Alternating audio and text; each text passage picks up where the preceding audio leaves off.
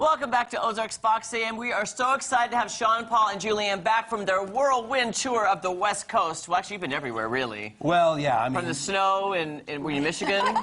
He keeps saying Michigan. It's Minnesota. Minnesota. Right. I'm sorry. Yeah. You've been all over. Right, same thing, right? You had such a great, what we call in Branson and Eureka Springs, the off-season. Yeah, right. Yeah, you got to fend for yourself. Yeah. It's very on, though. Very on. No kidding. Well said. Yeah, I mean... we went out there not really even knowing how it was going to go. What are we getting ourselves into? You know, do we even want to do this? Because we very much felt like we were putting ourselves fish out of water type of a thing, out of our comfort zone, you might say. Going out to Hollywood and the Magic Castle. I've been there as a guest before, but never there performing and whatnot. And my dad actually made the trip out there with me. Nice. Yes. Nice. So the drive out there was spectacular. A lot of great scenery as we went through the Rocky Mountains. Do we have a quick clip of a picture of that? We do. There, that's my dad. You know, it was time well spent. It was so nice. It was a beautiful drive. Then we got to Vegas. He got out of the car, got on a plane, drove back to not Michigan but Minnesota. Okay. Yes. And then I picked up this lovely lady. All right. And 15 then minutes. Yes, within 15 minutes we made the change. Awesome. Then we went out there, and when we got to the Magic Castle, I looked at the performance schedule. I had no idea who else was going to be performing. There's us in the Parlor of Prestidigitation. I'm like, oh my gosh, John Carney is there? I've been studying his stuff for years. It spent me 3 years to learn a card trick that he came up with. And now we're working the castle with him. John Gahn, which I did 2 spots, 2 interviews with him. Mike Caveney, brilliant guy. So a lot of these guys, and I'm just like a little bit overwhelmed. Here you are, right yeah. next to them. And, you know, because I grow up, I'm trying to learn the art of magic, and back then we didn't have YouTube, and you couldn't see stuff streaming online. Yeah. We would circulate VHS tapes, me and my buddies, and one was of Goldfinger, and I remember watching him. Do we have that video? Can we show that? Of Goldfinger and Dove, and we would watch, you can see it's really, this is a VHS tape, so it's real, but we would study these guys, not just the tricks, there we go, that's Goldfinger, and we'd study the way they did their act, the performance, not just how the trick was done, but, you know, the style and the way they come out on stage. And there he is, you know, making cards appear. That's called manipulation, card manipulation. He's a manipulator, right? But then, he's now the director of entertainment at the Magic Castle. He is currently. He is now. And so he's the one that booked us. So I'm talking to Jack Goldfinger on the phone, and he's talking about bringing us out to the castle. Can we show the image of what it was? There he is. Oh, wow. And this is, you know, one of the days we were performing. This is the way he looked at when he was working the castle back in the day. So this whole thing was very visceral for Sean. Before we even stepped foot in the castle, it was really interesting to see how he responded. Just a quick little story. Coming in, we had to go to the back door to check in with administration and get our keys for the apartment as well as the castle. And Sean just kind of went mute. He was just overwhelmed, I think, before we even got in there. And I had to be kind of the one to take charge, and I'm not used to that. Usually, I was in it. Hello, I'm Juliana. This is Sean Paul. And you were overwhelmed. He was. That is incredible. Oh, my goodness. I've never seen anything like it. When the administrative person handed him, you know, the package, and he had to sign for the keys, I looked at his hands, and he was literally... Oh, my goodness. In all the almost 30 years I've known him, I've never seen him shake. I've never seen him. This is a dream come true. Well, I mean, yeah, it was a pretty profound experience, you know. Jack, he was so kind. You know, I think he sensed that anxiety knowing he was coming to our first show. Yeah, he stopped by to see the very first show. Well, as entertainers, don't we love that? Okay, I want to know. What did he say afterwards? Well, what did he say beforehand? He put us at ease. He was not going to let the anxiety dilute this rite of passage for us, really. He just could sense it, and so he let us know, you guys are here for a reason. He said it's a long time coming. Yeah, and after the show, he gave us a standing ovation. He was in the back standing. Fantastic. Right, so yes. kind, yeah. So, yeah, and then when we were done that week, he was like, all right, there's other people you need to talk to in the business. We can get you hooked up. Really, you know, network. So then the Long Beach Mystics came, and these guys, they showed up. They actually had come to see our show in Arkansas back in 2014. I call them the OGs of magic. You know what that stands for? Original gangsta. Original, yes, that's exactly right. I gotcha. I got you. Oh, and you know what? I had to fight to get into this picture. They were almost squeezing me out. These guys wanted to just, you know, Well, Julianne, look at her. She's so beautiful. Hello. Right. I think I was the only girl that week.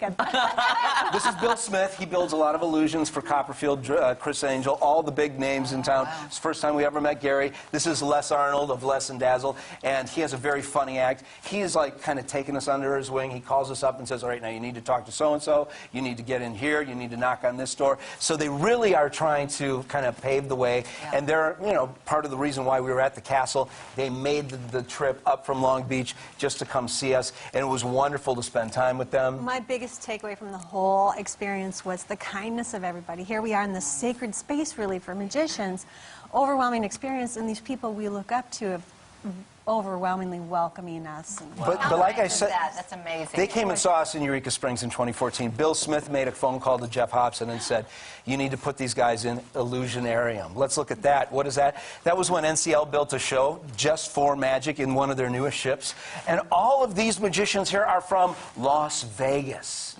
This is our new friend, Cody Dove. He does comedy for Chicago's Second City. And this couple here, they do magic in Arkansas. Yes. But they all became like family to us, and it couldn't have happened without the Mystics kind of paving the way. And then there was another notable, and then they also introduced us to Mike Caveney, who was working at the castle. He's an amazing historian. He's written all kinds of books that we have, and he's got an amazing collection of these antique posters. This is the Zanzigs. Who are they? What does that mean? Well, have you seen Julie do the act with the blindfold? And Yeah. They did it over 100 years ago. Oh my So people think that we're using technology. We're not. They did it. They're both from Denmark. And these two are also Danish. So that's... John, you're a little creepy right here. You're kind of looking over my shoulder. That's kind of weird. Sorry. Right Yeah. So Mike collects posters as well as props, and so at this point, he had mentioned, you know, like that chair you're sitting on there of Thurston's, and Sean said, Howard Thurston's chair. He'd make a lady vanish in this chair, and I had no idea. Oh, my goodness. It was just fantastic. So, and then we had all kinds of other superstar notables that stopped by. Who's the next one? Let's see. Oh, there you have it. Yes. I'm telling you, my brain was cubed. I was so... she was so surprised. She had no idea. And I'm so glad I went. By the way, when I was prepping to go that night, I was telling people, like the Uber driver and the people I was buying the suit from, because I didn't have enough clothes, they were like, the Magic Castle, how did you get in? That's an amazing place. My girlfriend went years ago, and she blah. Everybody knew about it. Sure. And it really is a landmark in L.A. that people, if you're not a member, you can't get in. Yeah, but we are able to get like 6 comps for anybody that we want to have come in and see us. people in high Yeah, places. I'm so glad. right. So glad. So yeah, it was like our stars aligned, and then Julie didn't know that he was here, and I pointed. He came down, and I introduced him to the audience, and then Jeremy took over. I did. Did he? Pretty much. He did. No, I like it. Yes, you can't even imagine, I can you? can't imagine. No. Gay Blackstone stopped by to see us. Now, she stopped by because she is the executive producer of a TV show on CW, Masters of Illusion. Yeah. And they had, the week before, booked Julie to be on the show this summer. Are you going to be on this summer? Did you already shoot it? Yes, she taped 2 segments in Burbank. But Gay Blackstone, I said to her, I saw you. Can we roll the tape? I saw you when I was 10 years old. You were with your husband, Harry Blackstone Jr., and he was a huge deal when he was alive. I saw him when I was like 10 years old. There's Gay Blackstone. And she's going into the zigzag cabinets. And she said, well, when you saw me, you had to have been 2. You know? Whatever. But so we can move on to the next one here because... let's just show what Masters of Illusion looked like real quick. All right, this is Julie, and then this is from backstage. I got 10 cameras shooting her, and so Gay Blackstone was watching her, and they were trying to figure out which shot was going to work the best. Right. So how many episodes did you shoot? Well, 1 episode, but 2... No. It's probably going to be 2 different episodes. She shot 2 completely different segments. We're running out of time. Okay. All right. So then, from Masters of Illusion, we go into Palm Springs to Marvin's Magic Theater. And so this is us with Dirk Lysander, German Wizard of Levitation, an amazing man. We will share more about him in the months to come. This is Jeff Hobson. So a lot of these people we're talking about are guys from yesteryear in past eras that were at the top of the game at that time. He's at the top of his game right now. He tours internationally. He's been on Broadway, on the Strip in Las Vegas, but he's running this theater out in Palm Springs, and he brought us out there. That's so cool. Named after... But who's this guy? Who is he? His name is Marvin Roy, and Jeff Hobson named his club after Marvin Roy. Let's take a look at the video of these guys. He'd been on Ed Sullivan. Yes, this is the theater in Palm Springs. This is what it looked like with him and his wife, Carol. And at the time, he was known as Mr. Electric. This is in the 50s, and he would like take this is him producing a chandelier out of nowhere, cool. Or he'd take a big 500-watt light bulb in his bare hands and light it up.